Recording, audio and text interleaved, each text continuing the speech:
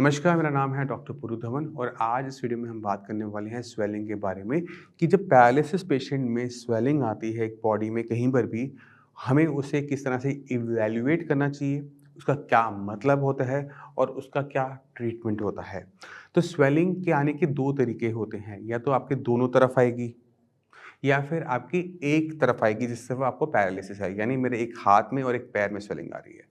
ये 2 तरीके से स्वेलिंग आती है और दोनों के ट्रीटमेंट अलग-अलग हो जाते हैं। तो पहले शुरुआत करते हैं कि पैरालिसिस की वजह से स्वेलिंग हमें किस तरह से देखने को मिलती है और उसे हम किस तरह से ठीक करते हैं।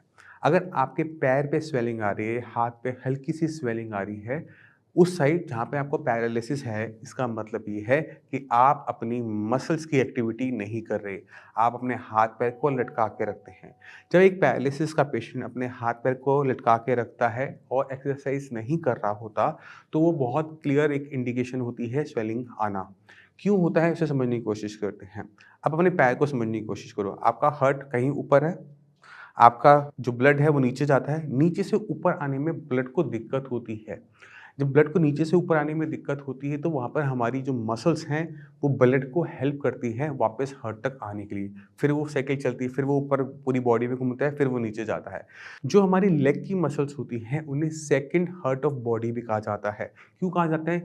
जब वो मूव करती हैं तो हमारी मसल्स खुल रही हैं, फैल रही हैं, सिकुड़ रही हैं और जो अंदर हमारी वेन्स होती हैं वो उसे प्रेस करती रहती हैं, जिससे क्या होता है ब्लड ऊपर की तरफ पुश पुश होता रहता है। अब अगर आप एक्सरसाइज नहीं कर रहे तो आपकी मसल्स मूव नहीं कर रही और क्या होगा, जो ब्लड में जो लिक्विड है वो आपके पैरों में भरना शुरू हो जाएगा और हल्की सी स्वेलिंग आपको देखने को मिलेगी उस तरफ जिस तरफ आपको पैरालिसिस है। अब आपको इसका आंसर मिल गया होगा कि इसका ट्रीटमेंट क्या है, वो है एक्सरसाइज। अगर आप अपनी मसल्स की मूवमेंट करते रहेंगे, मूवमेंट करने से क्या होगा कि मसल्स में वो कंट्रैक्शन एक्सपेंशन होता रहेगा, वेन्स में जो ब्लड है वो भी कॉन्ट्रैक्ट हो पाएगा, ऊपर की तरफ ब्लड आ पाएगा और जो स्वेलिंग है वो ऑटोमेटिक तरीके से चली जाएगी, क्योंकि ब्लड फ्लो पहले से बेटर हो गया है। तो अपने पैर के ब्लड फ्लो को हमें सुधारने के लिए एक्सरसाइज करना ही इकलौता एक रास्ता रह जाता है। तो अगर आप सोच रहे हैं कि ठंड है, एक्सरसाइज नहीं करनी या आलस मार रहे हैं, एक्सरसाइज नहीं करी, तो स्वेलिंग आपको देखने को मिल सकती है। आपने ध्यान क्या रखना है, जो गलत कर रहे हो उसे बस सही करना है। इसी तरह से अगर आपके हाथ में स्वेलिंग आ रही है, आप अपनी कुर्सी पे बैठते हो और अपने हाथ को इस तरह से लटका के रखते हैं और एक्सरसाइज नहीं कर रहे क्योंकि आपको पेन हो रहा है, तो आपको अपने हाथ के अंदर स्वेलिंग देखने को मिल सकती है और खासकर अपने हाथ के पिछले हिस्से में, क्योंकि यहाँ पे स्किन बहुत सॉफ्ट होती है, उँगलियाँ मोटी-मोटी महसूस हो सकती हैं। और सॉल्यूशन वही है जो हमने पहले बताया, आपको एक्सरसाइज करनी है, अपनी मसल्स की मूवमेंट बढ़ानी है जिससे ब्लड सर्कुलेशन आपकी बॉडी के अंदर अच्छा हो सके और स्वेलिंग ऑटोमेटिक तरीके से चली जाएगी। जैसे मैंने पहले बताया था कि स्वेलिंग के 2 टाइप होते हैं, एक है एक तरफ आना, एक है दोनों तरफ आना, बायलैटरल आना। अगर आपके दोनों हाथ में स्वेलिंग आ रही है, पैरों में स्वेलिंग आ रही है, फेस पे स्वेलिंग आ रही है, इसके पीछे कारण बहुत सारे हो सकते हैं। तो पहला कारण है थायरॉइड का बढ़ जाना। अगर आपको लगता है कि दोनों साइड स्वेलिंग है, जाके टेस्ट करवाओ। किसका? पहले थायरॉइड का टेस्ट करवाओ और साथ के साथ अपना केएफटी का भी टेस्ट करवाओ। केएफटी हम किडनी फंक्शन टेस्ट के लिए करते हैं। अगर किडनी खराब हो रही है तो भी हमें अपनी बॉडी के अंदर स्वेलिंग देखने को मिल सकती है, खासकर अपने पैरों में, अपने हाथों के अंदर।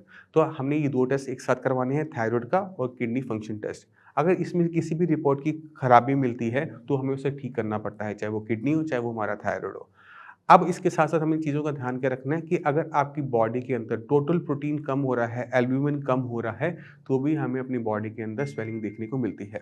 मगर इसमें हम गहराई में नहीं जाएँगे क्योंकि ये टॉपिक पैरालिसिस पेशेंट से रिलेटेड नहीं होता। किसी भी पैरालिसिस पेशेंट की बॉडी के अंदर प्रोटीन की कमी किडनी की इन्वॉल्वमेंट के बिना नहीं आती, तो उसे डेप्थ में जाने की ज़रूरत नहीं है। आपने ध्यान क्या रखना है कि स्वेलिंग आ रही है, वो इसलिए आ रही है क्योंकि मसल्स की एक्टिविटी या तो नहीं है या फिर इतनी कम है कि ब्लड सर्कुलेशन प्रॉपर रन नहीं हो पा रहा आपकी एक्सट्रिमिटीज़ में, यानी आपके हाथ-पैर के अंदर।